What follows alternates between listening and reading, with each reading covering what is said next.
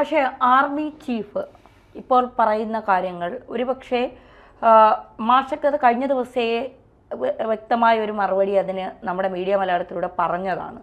അതിനുശേഷമാണെന്ന് തോന്നുന്നു ഈ army chief ഇപ്പോൾ അത്തരം കാര്യങ്ങൾ പറയുന്നത്. അതായത് ഓപ്പറേഷൻ സിന്ദൂർ പാകിസ്ഥാനെതിരെ മാത്രമല്ല ചൈനയ്ക്കും തുർക്കിക്കുമെതിരെ കൂടിയായിരുന്നു എന്നുള്ള ഒരു വിവരം. അപ്പോൾ പരോക്ഷമായി, പ്രത്യക്ഷത്തിൽ അല്ലെങ്കിൽ പോലും പരോക്ഷമായി ചൈന നമ്മളെ ആക്രമിക്കാനുള്ള എല്ലാ കരുതലുകളും നീക്കുന്നുണ്ട് എന്നുള്ളതല്ലേ? അത് മനസ്സിലാക്കിക്കൊണ്ടല്ലേ ചൈനയ്ക്കും കൂടെ വേണ്ടി ഓപ്പറേഷൻ സിന്ദൂർ തയ്യാറാക്കിയത്? അതെ അതെ, അത് വളരെ കൃത്യമാണ്. അത് എനിക്ക് തോന്നുന്നു ഈ ഓപ്പറേഷൻ സിന്ദൂറും അതിന് തൊട്ടു മുമ്പുള്ള നമ്മുടെ രാജ്യരക്ഷയുമായി ബന്ധപ്പെട്ട അതിർത്തി രക്ഷാ സേനയുടെ ഒക്കെ റിപ്പോർട്ടുകളൊക്കെ സൂക്ഷ്മമായിട്ട് നിരീക്ഷിച്ചുകൊണ്ടിരിക്കുന്ന രാഷ്ട്രീയ വിദ്യാർത്ഥികൾക്ക് കൃത്യമായിട്ട് മനസ്സിലാവും.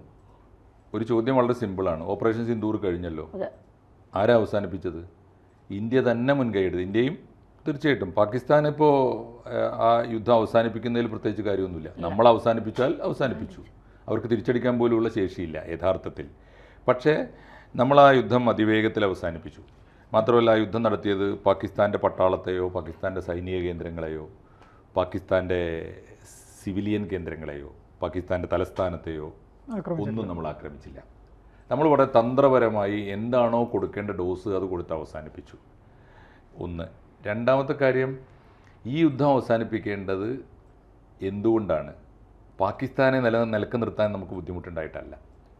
ഈ യുദ്ധത്തിൻ്റെ യഥാർത്ഥ ശക്തികൾ ആരാണ്? ഒന്ന്, നമ്മുടെ നാട്ടിൽ ഭീകരവാദികൾ വന്ന് നമ്മുടെ സിവിലിയൻസിനെ, നമ്മുടെ ടൂറിസ്റ്റുകളെ ആക്രമിക്കുമ്പോഴും പാകിസ്ഥാൻ്റെ അതിർത്തി പ്രദേശത്ത് പാകിസ്ഥാൻ്റെ ഉള്ളിൽ നിന്ന് വരുന്ന മിസൈലുകൾ, ആകാശവേധ ആയുധങ്ങൾ, ഇത് മുഴുവനും കറക്റ്റ് ബ്രാൻഡഡാണ്.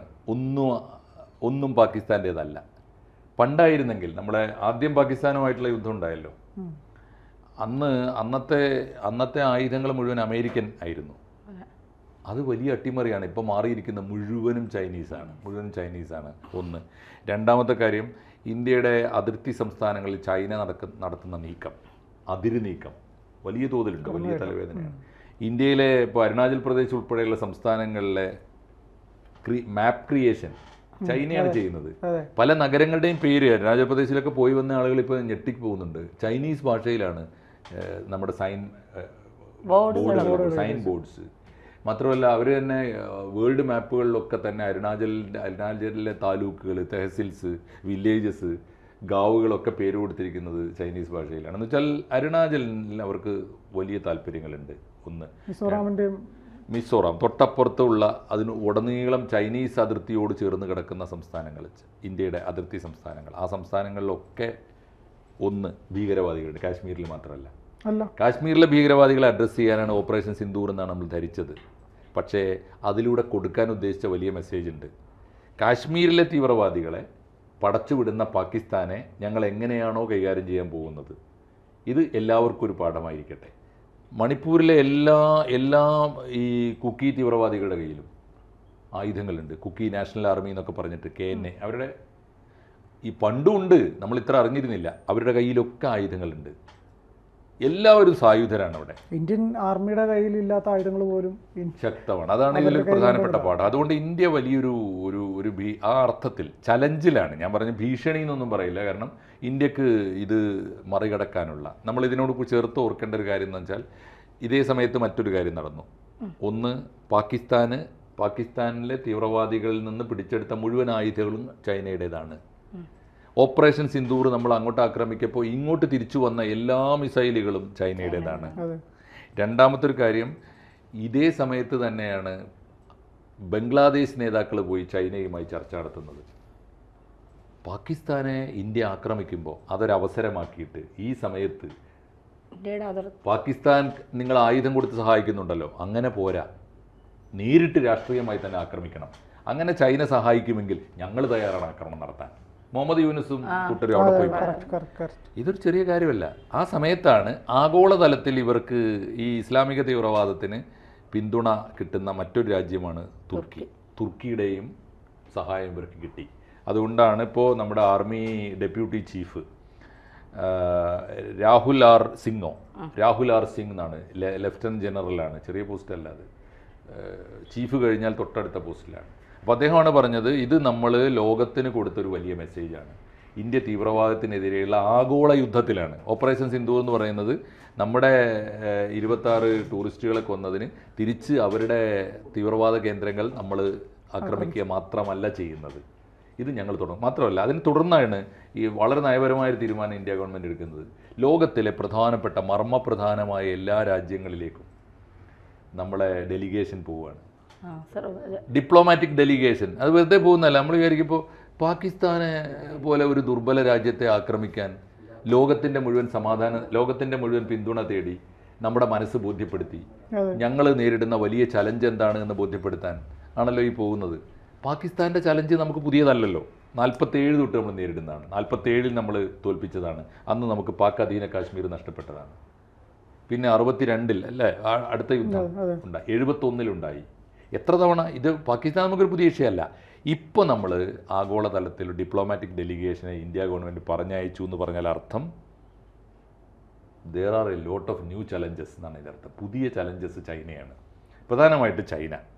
അതോടൊപ്പം ചൈനയുമായി വലിയ ബന്ധങ്ങളുള്ള, ചൈനയുടെ പല കാരണങ്ങളാൽ ചൈനയുമായി ബന്ധമുള്ള, പ്രത്യേകിച്ച് ഇറാൻ ഒരു അപകടം പിടിച്ച അവസ്ഥയിലുണ്ട്. ഇന്ത്യ അവരുടെ ലിസ്റ്റിലുണ്ട്. ഈ സാഹചര്യത്തിലാണ് ലോകം മുഴുവൻ പോകുന്നത്. ലോകം മുഴുവൻ പോയിട്ട് നമ്മൾ നമ്മളെ നിലപാട് ബോധ്യപ്പെടുത്തുകയാണ്.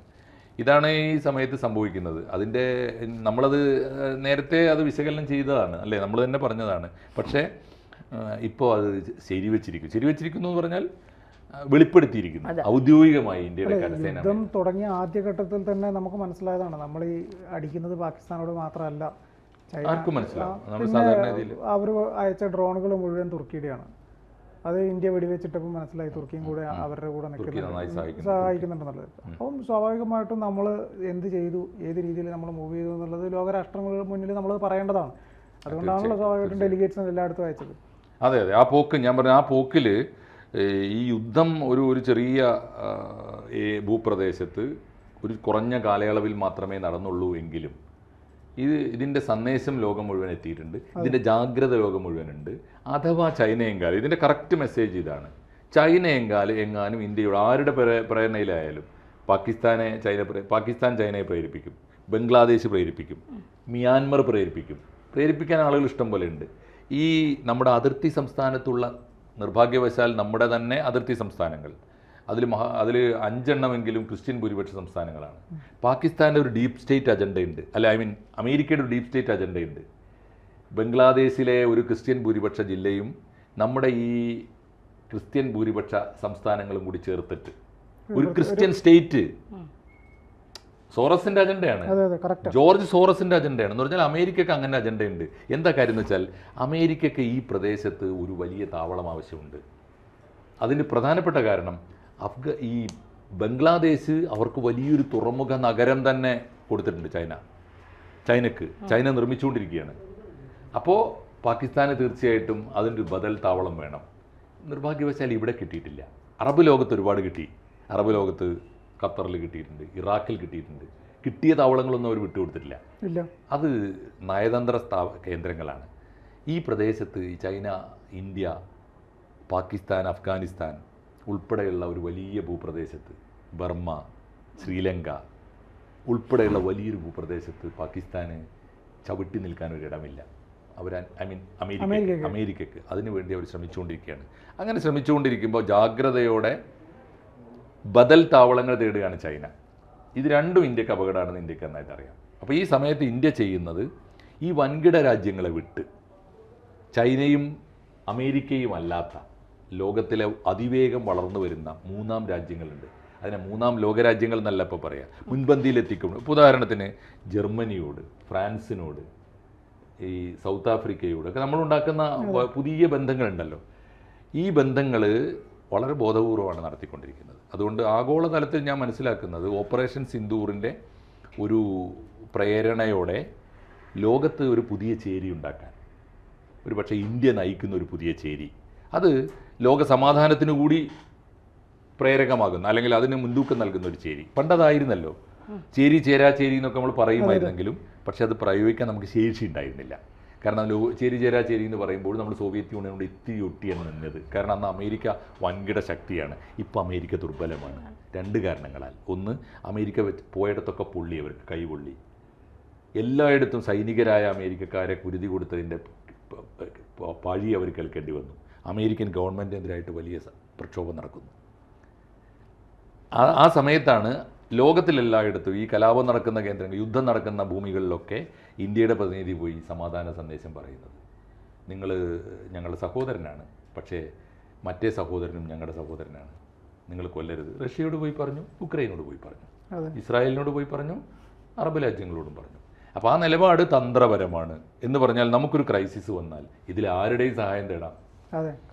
നല്ല നീക്കമാണ്. അതൊരു ആഗോളതലത്തിൽ ഇന്ത്യ നേതൃത്വം നൽകുന്ന, നമ്മളിപ്പോൾ ഈ വിശ്വഗുരു എന്നൊക്കെ പറയുന്നുണ്ടല്ലോ, വളരെ നയപരമായ തന്ത്രപരമായ ഒരു നീക്കമാണ് ഇന്ത്യ ഗവൺമെൻറ് നടത്തുന്നത്.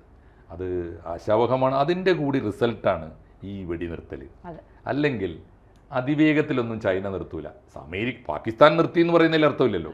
പാകിസ്ഥാൻ അല്ലല്ലോ നിർത്തിയത്, ചൈനയാണ് നിർത്തിയത്, തുർക്കിയാണ് നിർത്തിയത്. അതുകൊണ്ടാണ് നമ്മുടെ ജനറൽ പറഞ്ഞത്, നമ്മുടെ കരസേനാ ഉപമേധാവി പറഞ്ഞത്, ആരോടാണ് പൊരുതിയത്, ആരെയാണ് പാഠം പഠിപ്പിച്ചത്, ആർക്കാണ് യുദ്ധം നിർത്തി പോകേണ്ടി വന്നത്. ഓർക്കുക, ഇന്ത്യയെ അങ്ങനെ അണ്ടർ എസ്റ്റിമേറ്റ് ചെയ്യേണ്ട എന്നാണ് അതിൻ്റെ അർത്ഥം. അങ്ങനെ കാണാൻ കഴിയുമ്പോഴേ ഈ ഓപ്പറേഷൻ സിന്ദൂറിൻ്റെ രാഷ്ട്രീയ പ്രാധാന്യം നമുക്ക് ഇന്ത്യക്കാർക്ക് മനസ്സിലാവും. തീർച്ചയായിട്ടും.